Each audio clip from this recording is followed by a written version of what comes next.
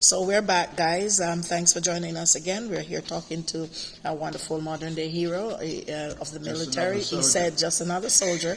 I'm going to use that as the heading when I edit this, yes, and just put "just another soldier." He doesn't want the glory. He doesn't want to be honored, but I choose to honor. He says, "Just another soldier."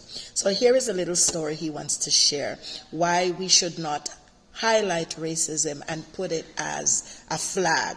So racism is only as the individuals applies it. So not because I have been blessed by a lot of whites here.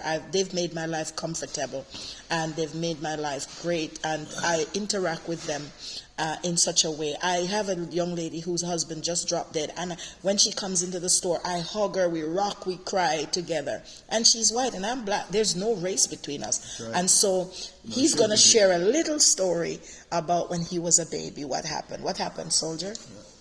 In 1945, May 1945, when the war ended in Europe, Halifax commemorated what was known the VE Day, was Victory in Europe Day. But sadly, they closed all the liquor outlets, especially the liquor stores.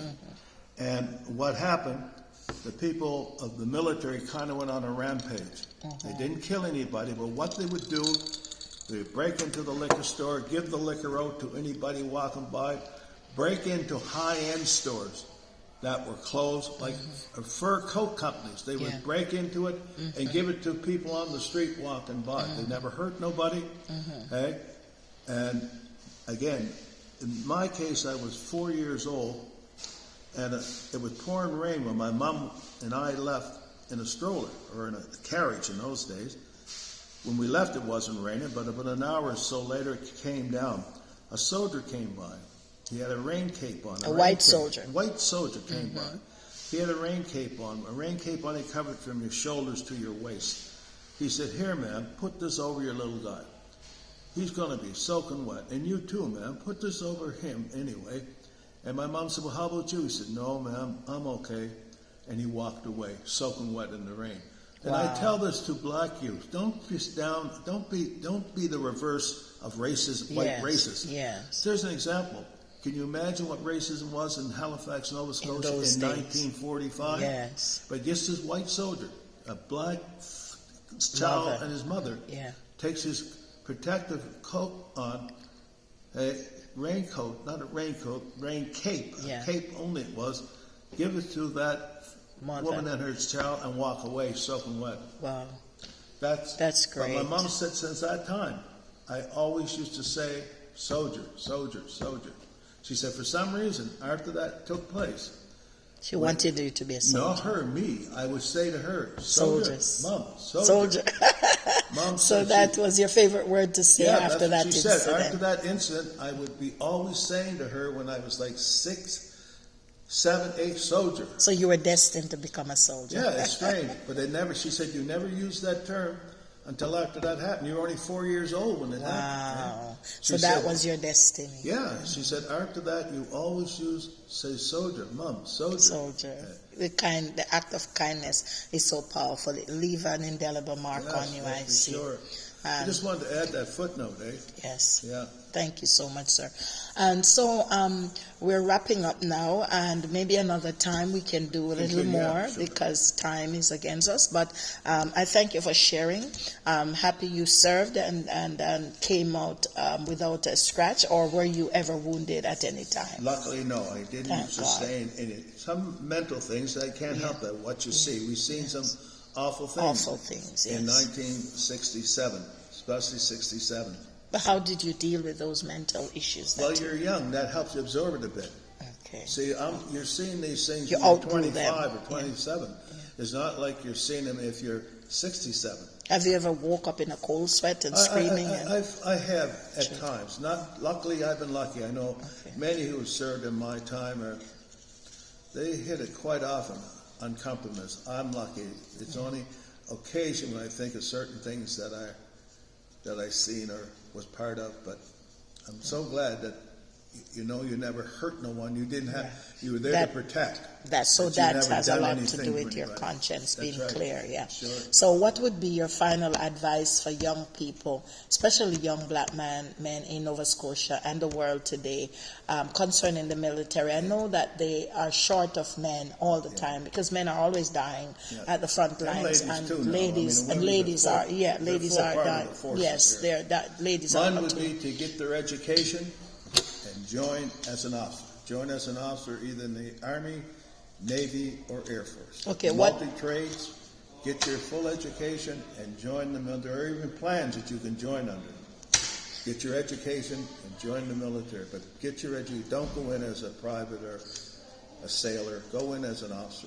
Okay, so what are the requirements of joining as A a university education. university? Yeah. But there are still some plans depending on your marks in high school. Okay. If your marks are in a grade B plus average or higher, there are plans, officer training plans. That you can But get if you're into. already educated, or almost ready to graduate, go into the Army, Navy, or Air Force as an officer. Okay. So that wrap it up, folks. Thank you so much for watching. And thank you so much, sir, for taking the time out to... Just another soldier. Just another soldier. I salute you, sir. I salute you. And I all the salute you other too. soldiers And I that salute have fought and served. And so I just want this to be a new beginning, a fresh start for young people who wants to Yes. join the army. And even though racism will never go away, I don't believe it will, we can deal with it. Show love, and love will cover everything, because nobody can do without love. Nobody can resist love and kindness. Because the story is told of a white lady who passed out in the mall. A black gentleman, when the crowd gathered around her, the husband was around, and he was frantic. And so the black dude, he was a medic. He was a person trained medically to help. And he offered to give her CPR, but the husband wouldn't allow it. And so the gentleman said, "Sir, she's going to die. You have to give her CPR."